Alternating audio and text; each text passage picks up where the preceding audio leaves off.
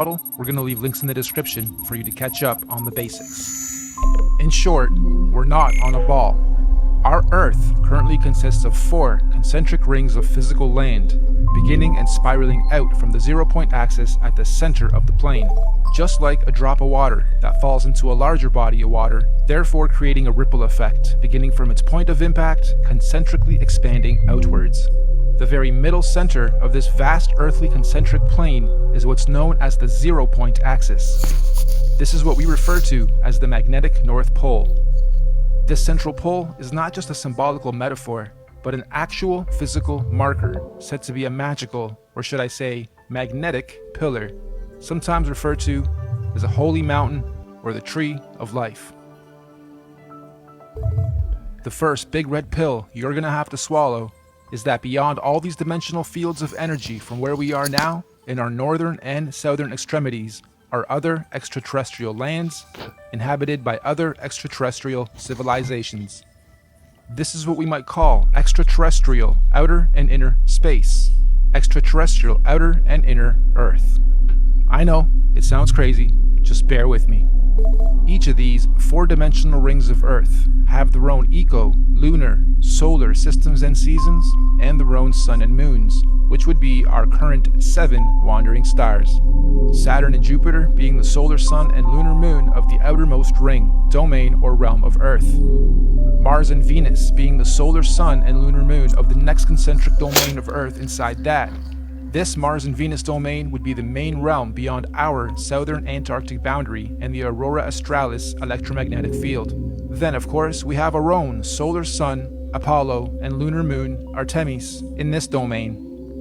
And last but not least, Mercury within the inner central realm beyond our northern Arctic boundary and Aurora Borealis electromagnetic field. This inner star, Mercury, is androgynous, both a solar sun and lunar moon in one, sometimes referred to as the inner Earth Sun or Black Sun or Planet Nibiru or Planet X. Now, the full expanse of our entire earthly plane with all the different realms would be what the ancient Greeks referred to as Mother Gaia, the Kemetic Egyptians called the Benben or Mother Geb, and the Indo-Vedics referred to as the Bhumandala. In this presentation, we're going to explain and show how this spiral expansion of space, time, and matter began and continues to be. Let's go. This So you calendar hear what this is a guy is modern saying? interpretation Listen and well. mix of the Aztec Mayan calendar, Egyptian Dendra stone, the various Chinese and Indian Dharma wheels, as well as other ancient cosmological and universal clocks and calendars. Many ancient cultures, civilizations, mystics, and researchers have created and depicted various cosmic clocks and calendars over the ages. Some simple, others complex, but one thing is for sure.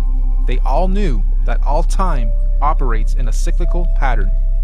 They knew that everything in existence has a beginning, a middle, and an end. Birth, experience, growth, and death.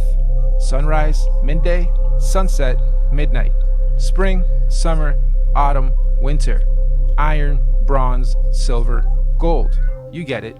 So our cosmic calendar of time is a macrocosmic and syncretic mirror reflection of those observable microcosmic clocks, calendars, cycles, and seasons of time.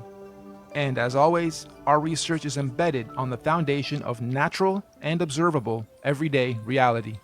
Hopefully by the end of this presentation, you will have a better understanding of how different ages, races, civilizations, and realms have come about over time within our electromagnetic cosmic egg universe.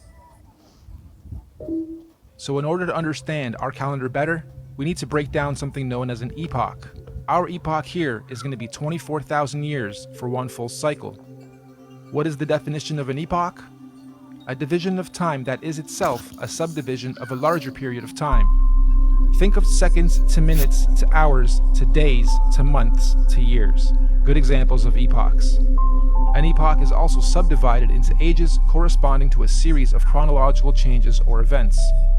An epoch can sometimes be referred to as an era, age, period, time, eon, span, stage, or point in history. Universal epochs are also sometimes referred to as a platonic year or a cosmic day. Just like a clock striking 12 and starting another cycle or day. So our epoch is 24,000 years, reflective of our natural 24-hour day and clock. 24 hours in a solar day, 24,000 years in a cosmic day. The first thing we're going to do is lay a typical 12-hour dial.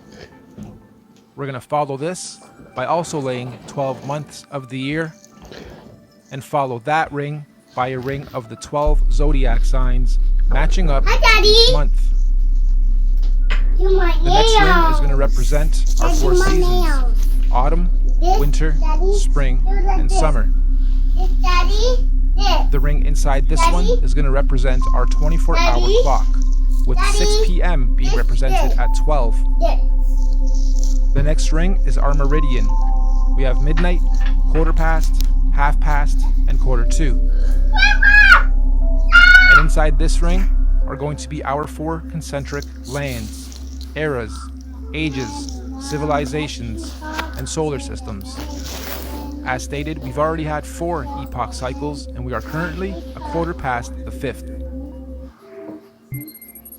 Now, just as there are 4 earthly physical realms, there are also 4 physical humanoid root races associated with the creation of each realm. These 4 root races are the Hyperboreans, Lemurians, Atlanteans, and Aryans. But there's also a 5th race of beings that lives in the center, Mount Meru, of our Earth.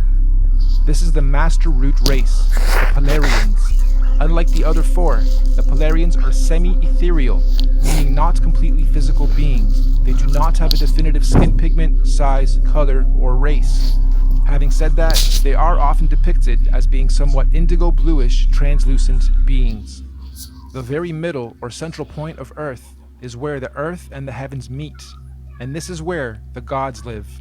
We propose that the Polarians are able to transverse between the 2 worlds, the heavens or spiritual realms above, and earth/physical planes below. Anyway, these Polarians began the human race at pole position. They were the very first forms of earthly beings to manifest on this plane. All the other 4 root races were seeded by the Polarians, hence the term master race. We could also call the Polarians the guardians of the earth. So this